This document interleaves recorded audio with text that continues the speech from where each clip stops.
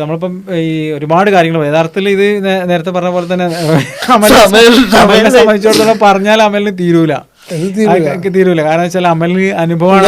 അമലിന് achievement ഒന്നും പറയണ്ടായിരുന്നു, നാട്ടുകാരൊക്കെ പറഞ്ഞു വലുതായ അമലിനെ കുറിച്ച് ഒരുപാട് ഇപ്പം പിന്നെ ഒരുപാട് കാര്യങ്ങൾ ചോദിക്കാനുണ്ട്.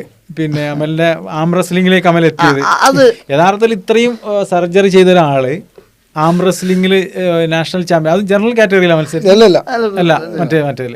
അപ്പം എന്നാലും ഹെവി മത്സരം, ഹെവി മത്സരം. അതായത് ഇവനിപ്പോ പിടിക്കുകയാണെങ്കിൽ നമ്മള് നോർമലി 80 കിലോ ഒരാളെ വലിച്ചിടും, അവന്റെ വെയിറ്റ് 42. അവർക്കാണ് കപ്പാസിറ്റി കൂടുക. ഇവന്റെ കൂടെ മത്സരിച്ച് വേൾഡ് ചാമ്പ്യൻ ഹരീഷും പിന്നെ അബ്ദുള്ള മഹാരാഷ്ട്രന്റെ, ദീപക് മധ്യപ്രദേശിന്റെ, ഇവരൊക്കെ ഏഷ്യൻ ചാമ്പ്യന്മാരും national cricket wheelchair cricket പ്ലെയറിന്റെ ടീമാ.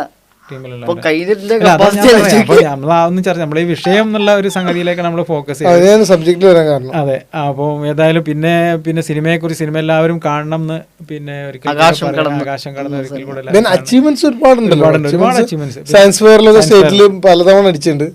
പിന്നെ നാഷണൽ ഇൻസ്പയർ അവാർഡ് നാഷണൽ മത്സരിച്ചിട്ടുണ്ട്. പിന്നെ മോഡൽ യൂണിയൻ പാർലമെന്റിൽ മസ്കറ്റിൽ വെച്ചിട്ട് ഇന്റർനാഷണൽ മോഡൽ യൂണിയൻ പാർലമെന്റിൽ ഔട്ട്സ്റ്റാൻഡിംഗ് ഡിപ്ലോമസി അവാർഡ് അവനാണ്.